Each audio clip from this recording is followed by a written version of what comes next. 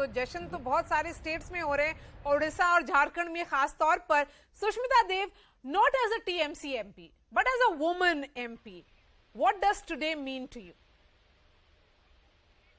See, today is not the first time that I'm proud to see a woman in such a top position. We had Meera Kumarji, who was in the Lok Sabha Speaker. We've had Pratibha Patil ji, who's been the President of India. And I only hope that the Prime Minister's office and the cabinet allows her to work freely and take decisions like she should as the protector of the Constitution. You see, she comes from a certain community which needs to be promoted, no doubt. And the fact that she holds a position is I join the nation in congratulating her. But I hope that her primary duty, which is to protect the Constitution, is the need of the hour. And I hope she will rise to the occasion, like Mamata Banerjee tweeted. Because believe me, whether it's federalism, whether it's civil liberties, whether it's freedom of speech, whether it's freedom to write and speak by journalists, a lot of things are under threat. So this position is extremely important. Yes. It's a position that has to protect the nation and our huge legacy of being the largest parliamentary democracy with the longest constitution. So obviously, how it pans out will also depend on how she handles it. Like you just said in your show, that in the past, she has returned 2 bills which she thought was anti-tribal. And like Amiji said, there's lots to be done for the tribal community. Like, for instance, if the farm bills had been returned by the president's office, we wouldn't have seen the kind of year-long protest that we saw in the country, which eventually the Prime Minister of India had to take back. Okay. So the president's post is becoming increasingly important, and I hope she rises to the occasion. Okay, Ami-ben Yagnik, the point being made by Sushmita Dev of the first woman president, Pratibha Patil, but this one, you know, of the story of Draupadi Murmu, she represents the majority of women. Women who come from downtrodden sections of India. Life of struggle. The first girl from Santhal community to leave her village, to leave her district and travel all the way to Bhubaneswar to study. Do you think she signifies that majority women, which is very different from the story of Pratibha Patil?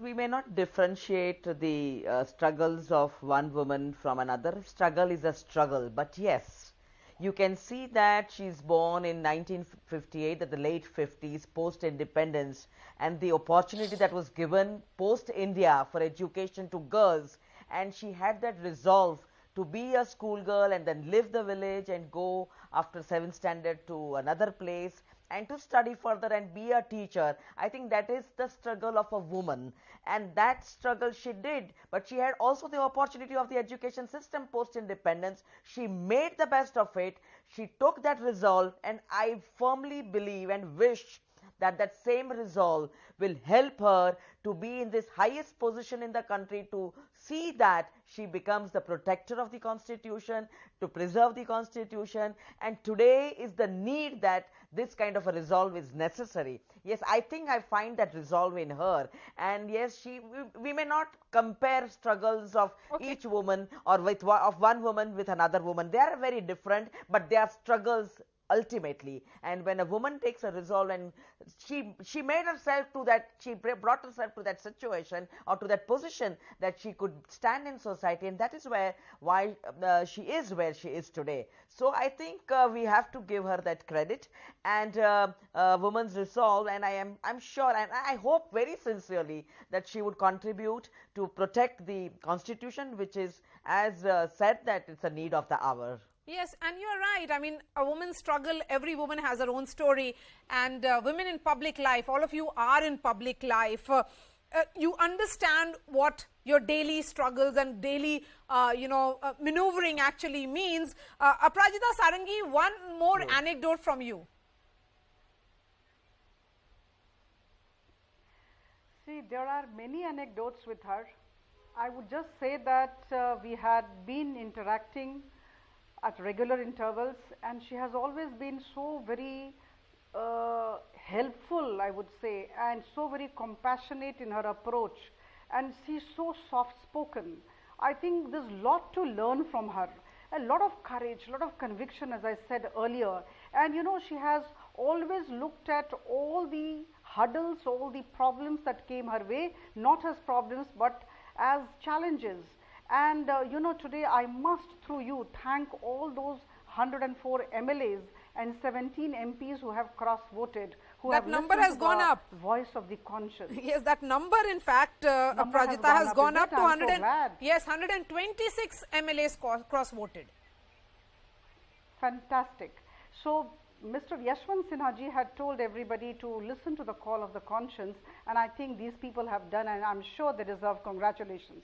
And at the same time, another thing which I would like to very well submit, that with a lot of pride I would say that, but at the same time with a lot of humility, that Prime Minister Modi's government has always stood for the underprivileged, the vulnerable, the deprived and the poor. And today, I can say with conviction that we walk the talk. It's not just that we have been saying this, but we are also demonstrating in our actions by choosing Madam Draupadi Murmu as the NDA presidential candidate. I think Prime Minister has displayed that whatever he says, whatever he means, he does. So I think today is a day of celebration, and 50% of our population in the country is women. So I'm sure the women of the country must be doubly happy. And this is a day to celebrate. Let us all unite together, forgetting all our differences, to congratulate her and wish her well. Amiben Yagnik, how are you looking at the number of MLAs who have cross-voted? And that number is pretty high in the Congress rule states as well. In Chhattisgarh, for example, there is a significant number of MLAs who have cross-voted. Let me tell you, 6 MLAs. You have a alliance government in Jharkhand. JMM had already announced. So those 10 MLAs who have cross-voted are perhaps from your party. See, I think you should go back to what the candidate Mr. Yashwant Sinha said when he was asked these questions. And he also, when he said that one should listen to the voice of the conscience and vote. And today I am hearing this in this wonderful debate of women empowerment, and suddenly the cross-voting aspect is brought in, and that the people have voted, the MLAs or whoever has voted has heard the voice of the conscience. I am unable to understand, because I am hearing this new words coming in the political arena, Antaratma, and Maine Meri Awaaz Suni. So I am unable to understand or analyze this concept, and what is this suddenly pressurizing somebody to listen to one's voice. We all listen to our voices and make voice of conscience meant cross-voting is the point being made. I have just enough time for the final words. I am just explaining the reason. Yes, the reason and the excuse given in the word of Antaratma and conscience. That is what I am trying to tell you. What is it? It is yes, let's not go into the analysis of that. Mahua Maji, one view certainly was that what option did Hemant Soren have if not back the tribal president of India, the first tribal president of India? Maria, can I come in for a second? Yes, I'm going to come to you. He really understood that he has to be, he cannot be on the wrong side of history. He has to be backing someone that his party represents. Yes, but actually हमारे झारखंड मुक्ति मोर्चा की जो ideology है, शुरू से ये आदिवासियों के लिए काम करती रही है, और हमारी पार्टी सुप्रीमो आदरणीय गुरुजी भी संथाली हैं, और चूँकि हमारी पार्टी का आधार ही है आदिवासी हित में काम करना, इसलिए भी हम लोगों ने इस माननीय द्रौपदी मुर्मू जी को सिलेक्ट किया। और हमारी एक मांग भी है कि सरना धर्म कोड के लिए काफ़ी दिनों से हमारी झारखंड के आदिवासी लड़ रहे हैं कि वो अपने आप को हिंदू धर्म में नहीं रखना चाहते, वो एक्चुअली सरना पूजा करते हैं। तो सरना धर्म कोड की जो मांग है, हमें पूरी उम्मीद है कि माननीय द्रौपदी मुर्मू जी उस पर विचार करेंगी और इसे लागू करेंगी। झारखंड की मांग है।